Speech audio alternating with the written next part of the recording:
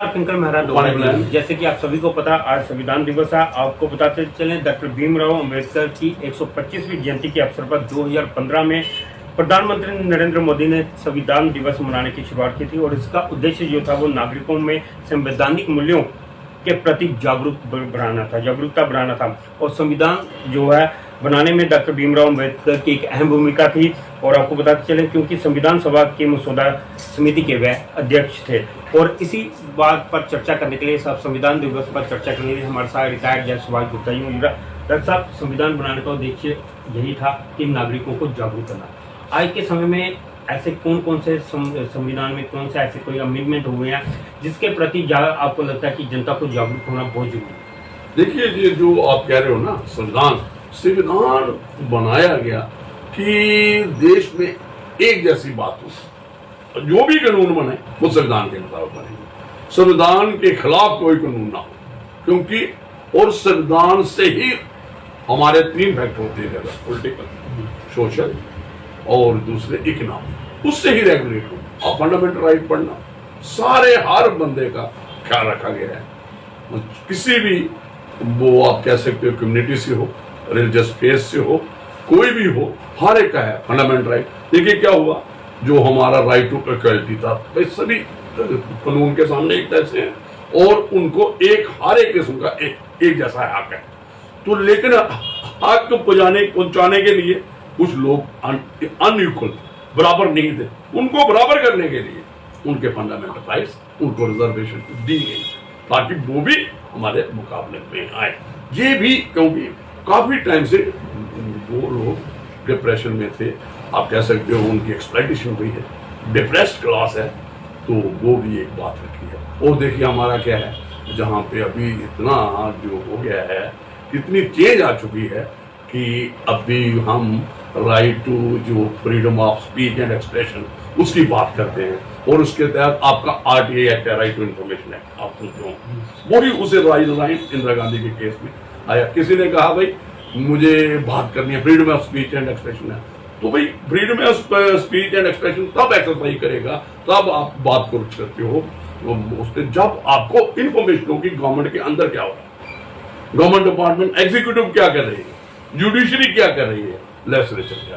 तो उन्होंने ये एक नया कानून, पर कानून बदलता रहता है जी। जो संविधान में भी काफी चेंजेस आते हैं। जैसा मैं आपसे यही जानना चाहता हूँ, अक्सर लोगों में, आम लोगों में शायद इस चीज को लेकर धारणा है कि संविधान को कभी भी किसी भी तरीके से मोड़ा तोड़ा जा सकता है, या इसमें अमेंडमेंट जो करना है वो शायद एक तरफा काम हो जाता है, अपनी मर्जी से कोई क्या लोगों को आप जागरूक करेंगे कि संविधान में जो अमेंडमेंट समय समय पर होता है उसकी प्रक्रिया क्या रहती है? देखिए सुनिए, पार्लियामेंट है, स्टेट लेजिस्लेचर है, बहुत ज्यादा जो कॉन्स्टिट्यूशनल अमेंडमेंट होती है, लॉ में चेंज आता है, संविधान में चेंज आता है, वो पार्लियामेंट है, स्टेट लेजिस्लेचर दूसरे कानून बनाती है। तो वो वाली बात देखिए, अपोजिशन है, वो हमारे चुने हुए रिप्रेजेंटेटिव हैं, डिस्कशन तो होती हैं।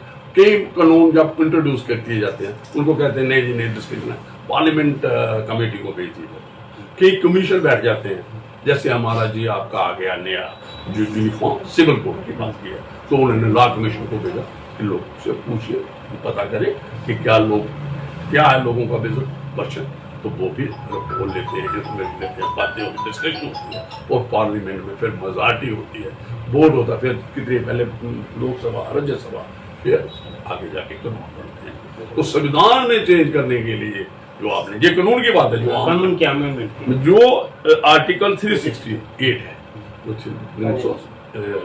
आप 3rd कह सकते हो संविधान का, उसमें अगर कॉन्स्टिट्यूशन में चेंज लाने, अगर कोई भी, लेकिन कुछ ऐसे हैं बेसिक स्ट्रक्चर ऑफ लॉ जो कॉन्स्टिट्यूशन का प्रेम्बल है, जैसे फंडामेंटल राइट्स हैं, तो जो हमें हक देता है सुप्रीम कोर्ट को अप्रोच करना, रिट जुरिस्डिक्शन है उसको एक्सरसाइज करना आम आदमी को, वो इमरजेंसी, अगर फाइनेंशियल इमरजेंसी जो दूसरी है, जब एक्सटर्नल अगर नेशनल इमरजेंसी है उसमें लिए जाते हैं। हाँ, कुछ केसेस में जो इंटरनल इमरजेंसी स्टेट्स में रहती है उसमें किया जाता है, लेकिन उसको रेगुलेट किया जाता है। तो फंडामेंटल राइट्स भी जो लोगों को हैं वो भी समझो संविधान के नीचे उस पर रिस्ट्रिक्शन रेगुलेशन है, जैसे right to freedom of speech है, तो हेट स्पीच नहीं कर सकते, नफरत बनाने वाली स्पीच करोगे तो आप पे क्रिमिनल केस भी दायर हो सकता है, सिविल केस भी दायर हो सकता है। मतलब इस किस्म की बातों को वो उठा गया।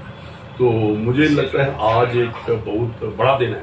इसको पहले क्या करते थे, जैसे आपने अपलोड किया ना 2015 से पहले, इसको नेशनल लॉ डेट आम इसको कैसे जोड़ा प्लस, और ये देखियो एक और चेंज लाई जो हमारे चीफ जस्टिस पिछले थे, जो पार्टी वैक्टर, उन्होंने क्या किया, जो आपने देखी होगी, जो जस्टिस जो हमारी लेडी जस्टिस है उसका आपने वो देखा स्टैचू देखा होगा, वो देखो उसमें क्या थे, पहले आंखें बंद थी, अभी आंखें खोल दी।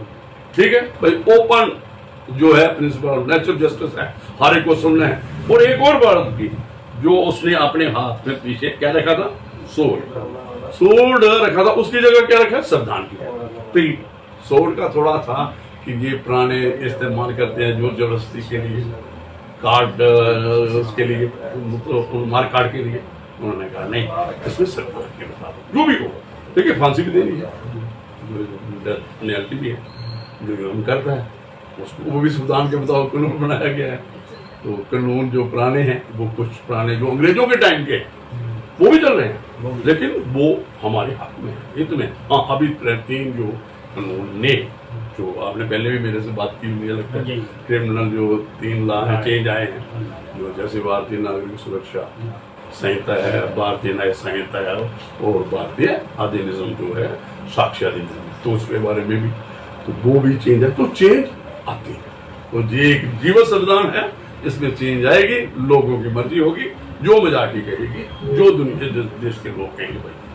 तो ये थे डायजा सुभाष गुप्ता, इन्होंने बड़े अच्छे तरीके से आम जनता को हमारे प्लेटफॉर्म के माध्यम से संविधान के प्रति समझाने का प्रयास किया, जागरूक करने का प्रयास किया। अब आप सब लोगों की इस पर क्या राय है, अपने राय कमेंट बॉक्स में दीजिएगा। इसी तरह के आप देखते रहिए डोगरा टेलीविजन।